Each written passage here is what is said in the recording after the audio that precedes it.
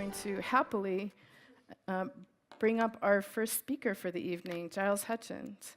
And Giles, I had the great good fortune to run across one of his books maybe 3 years ago. I don't know, when did you write Illusion of Separation? Yeah, about 3 or 4 About years 3 years ago. And I don't know about you, but I learn a lot from Twitter, social media. I discover all kinds of really smart people and smart things online and social media, and a lot of people I've met and brought into our community I've met online first. So I read your book and then realized that we are comrades in this journey. And since then, I think you wrote The Nature of Business after that, right? And most recently, Future Fit. So yes, please do come up. And I will just say that you've spent 20 years applying your business experience to this notion of how do we drive transformation from the old ways of doing business to the new ways of doing business. And this is a perfect way to start our conversation together. So thank you for being with us. And it's really great to be meeting you in person for the first time. It's an honor. Thank you. Yeah.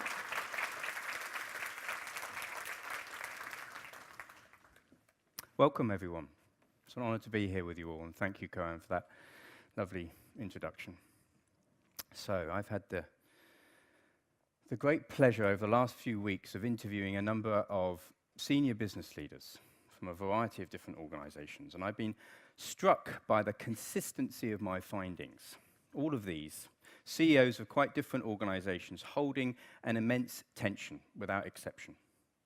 And one aspect of that tension is in the here and now, just keeping our head above water in these times of unceasing transformation and volatility is a struggle.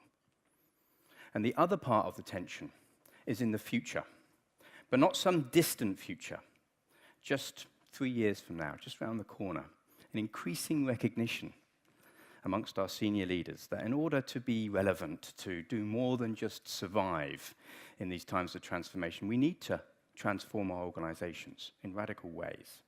In the midst of unceasing transformation, whilst keeping our head above water, is quite a big ask. And these leaders are recognizing that we need a wholly new approach to leadership and the way in which we run our organizations. Peter Senge, the management guru from MIT, said that the number one most important thing facing our leaders and managers and change agents today is a fundamental shift in logic, a shift in way of thinking from an essentially mechanistic, control-based, narrowing down, fragmenting, siloed approach, which underpins so much of our managerial thinking today, to a recognition that our organizations are living systems, immersed within the living systems of society, immersed within the living systems of our more than human world. And that's a profound shift. It's what I refer to as a shift from a firm of the past to a firm of the future. So these top-down, hierarchic, siloed, command and control, KPI-obsessed organizations that you and I are well-versed in, shifting to these firms of the future, living, emergent, distributed, decentralized, locally attuned teams of people, dealing with unceasing transformation without having to rely on these hierarchies of bureaucracy and control. It's a profound shift. It's something that myself and a group of specialists set out to explore a few years back when we set up biomimicry for creative innovation. And we looked at living systems, and we applied that learning through the lens of business transformation to come up with some core ways of doing that enable our organizations to become future fit in these transformative times. And they are resilient, optimizing, adaptive, systems-based, values-led, and life-supporting. And over the last few years, I've had the pleasure of meeting some really wonderful brains at the forefront of this vanguard of future business. And one particular organization, a group of senior investment managers in North America called the Global Lamp Index, have been studying for many years, over 2 decades. They've been closely watching organizations that embrace this kind of living systems logic, comparing them to their mechanistic counterparts, traditional businesses, and showing through recent findings that are just coming out that these businesses consistently outperform their mechanistic counterparts in terms of viability and profitability. So essentially what we're talking about here is just good business sense. So resilience, fast becoming the holy grail in business at the moment. And to be clear, what we mean by resilience is not just withstanding change, we mean being able to thrive in unceasing transformation, what Nassim Taleb and others call anti-fragile. And to do that, we need to have decentralized decision-making. Yeah, our teams need to be able to make change happen at the local level. We also need diversity of viewpoints. We need to open up our creativity, bring in different stakeholders, see across boundaries, see the systems and interconnections, see across silos within the organization and diverse stakeholder groups outside the organization. And that divergence needs to be held together with a convergence, a resonant sense of purpose. Explorations are now showing that we need a threshold of people in the organization that attune with a deep sense of purpose that needs to be life-affirming to really touch our humanity. So I'll give you a couple of examples to bring this alive. Let's take Semco, multi-million-dollar Brazilian manufacturer. It's gone from 12 levels of hierarchy down to 3. It's got rid of its HR department completely. And it's embedded within its teams the wherewithal to make change happen at the local level. Everybody's accountable. Everybody knows their terms of reference. Everybody knows everybody else's terms of reference in the organization. They know how much everybody else is getting paid.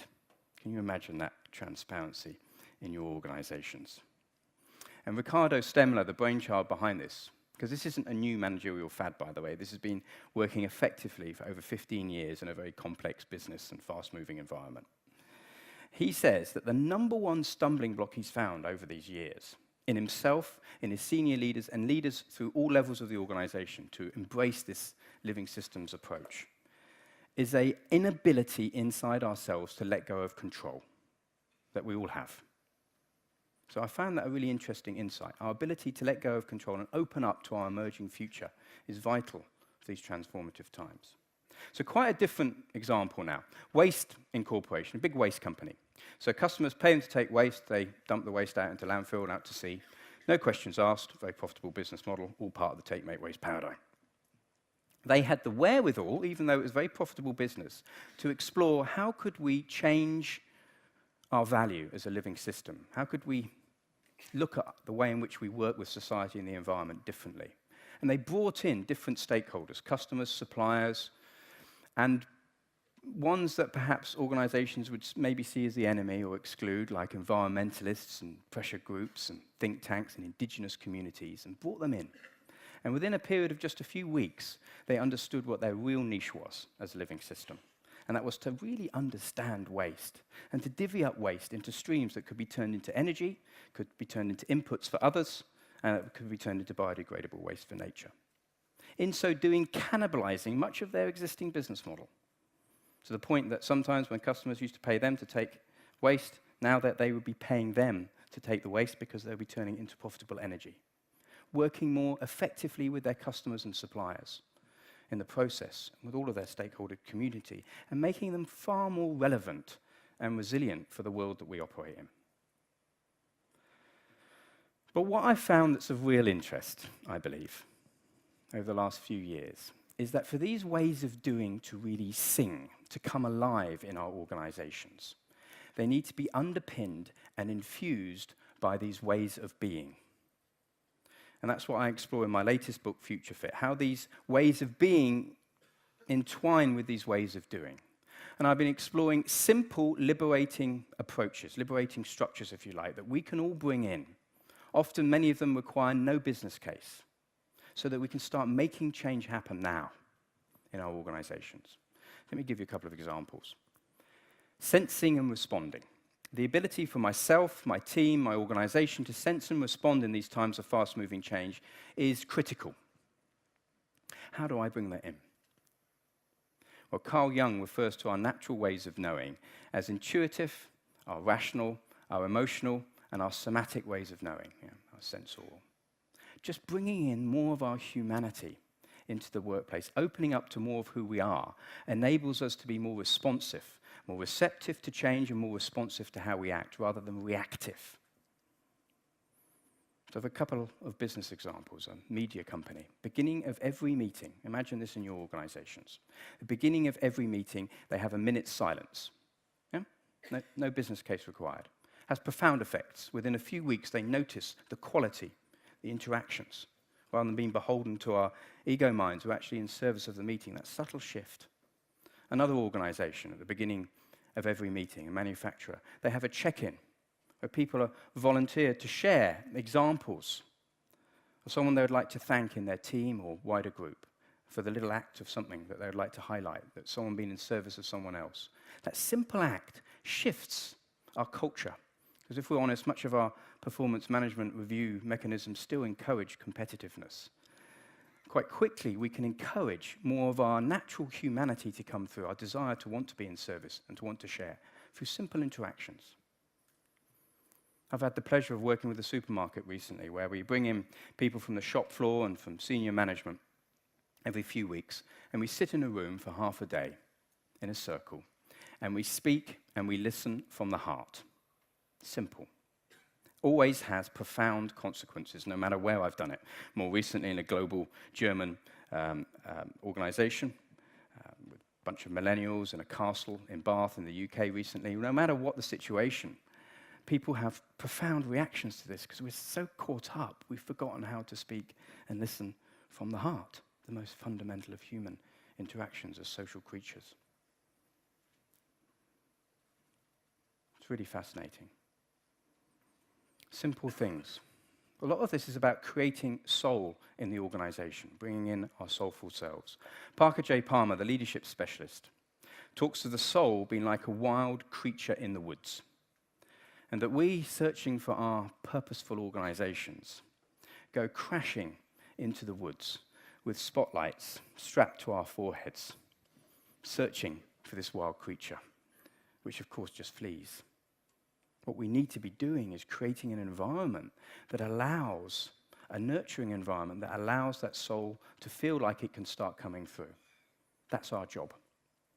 That's the ground from which, the nutritious soil from which a soulful, more purposeful organization grows. And there's lots of examples and lots of tools and techniques that we can practically now apply. And I'm really interested because these days, I was talking to Corinne about this earlier, just the last couple of years we've seen a shift. Now, these days, we can take inspiration from all sorts of organizations and sectors.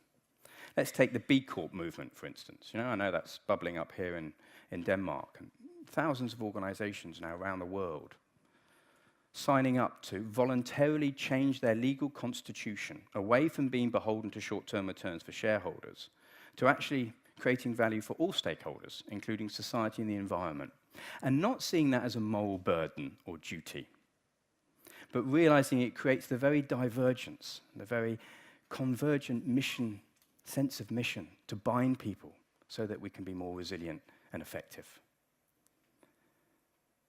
And the last example I'll give you today is a company I came across recently. It's a Canadian law service provider that provides law advice to domestic and corporate clients. And they brought in this time-honored practice called the children's fire to the center of their decision-making process. So imagine in your organizations, it's a very simple practice.